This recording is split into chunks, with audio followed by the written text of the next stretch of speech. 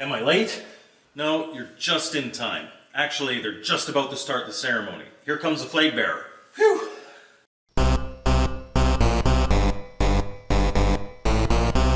There's a dragon, by the way.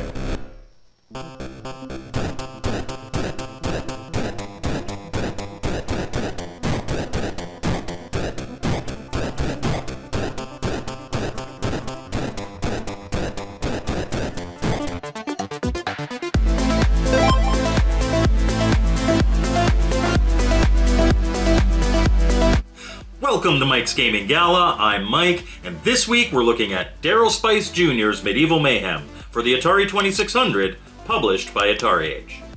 Medieval Mayhem comes in a professionally printed box with a manual and a new injection molded cartridge. Despite being a port, this game is still available on AtariAge because it's a port of a property that Atari owns. Just be prepared to wait if you order. AtariAge has never been known for quick delivery, and they do still have a backlog that's bad enough that I feel like I need to warn people. This is the review chosen by my channel members for March, and it won in a landslide. Is it deserving of the pick? Get your paddles out, and let's see. Starting up the console, we're taken directly to a menu screen, with plenty of options for us to set before we start playing. The first is the number of players, between 1 and 4. When playing solo, you can choose which corner to defend, with Castle 1 being the hardest and Castle 4 being the easiest. When playing 2-player, you also have the option to play doubles, in which player 1 controls both left corners and player 2 controls the right corners. Next, you can adjust the speed of the game between kids, slow, fast, or medieval. And then the maximum amount of fireballs, up to 3. You can set the ability to catch for each player and how often the screen flashes. And then finally, the amount of rounds needed in order to win a game.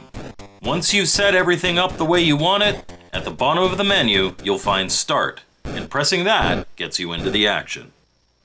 Instantly, fans of 80s arcade games will recognize this as a port of the super popular Warlords, one of the best paddle games of all time. And at first, you'd be forgiven for making a double take at what system you're playing, as visually, Medieval Mayhem looks more like it belongs on a ColecoVision, with its bright colors and an excellently rendered dragon flying around the screen. The goal of the game is to destroy the kings of all your opponents while protecting yours from being hit.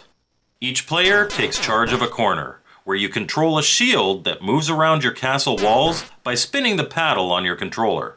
Behind each wall is a king.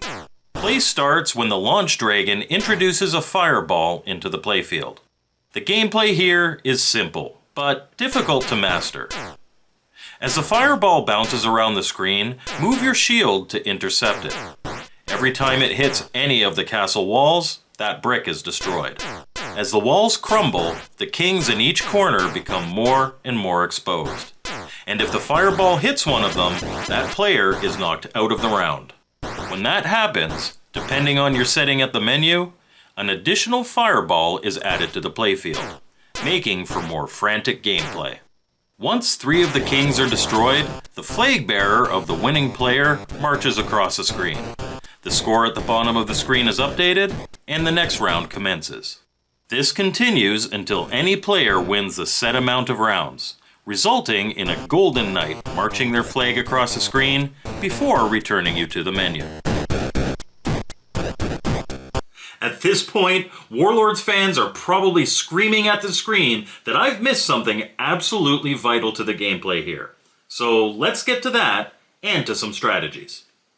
So yeah, there's an additional control to the paddle that's going to be very important for you to use effectively if you want to be competitive. Holding the button on your controller will allow you to catch the fireball when it hits your shield. This allows you to redirect the attack to exploit weaknesses in your opponent's defenses, but it also can serve to help you slow the action down and catch a quick breather. Quick is the operative word here though. Hold on to the fireball too long and it'll flare up, damaging your own walls. Practicing your aim with these catch and release shots helps you to surprise other players, so mastery of the technique is really beneficial. It's an important point to note that your shield will deflect the fireball from any angle, including behind. It's quite a panic to have the ball trapped behind you, smashing your castle walls while it bounces off the back of your shield. If a king is killed in a multi-ball game, a new fireball is added to the fray. However, if Scarlet... Yes, the dragon has a name, and her name is Scarlet. If Scarlet notices that the players are too evenly matched, she'll launch an extra fireball into the playfield on her own accord to add to the mayhem.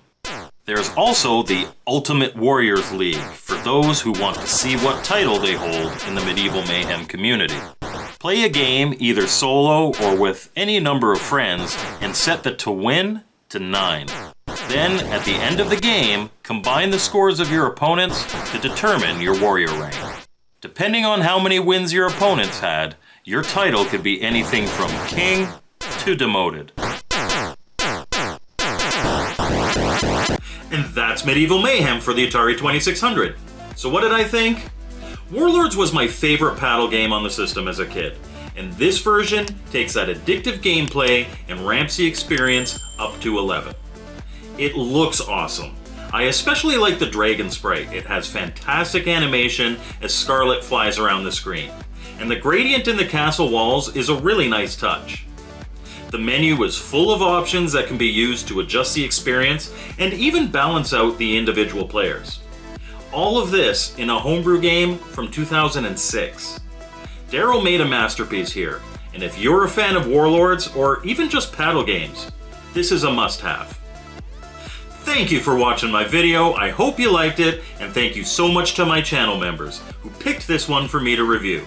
I appreciate that support so much.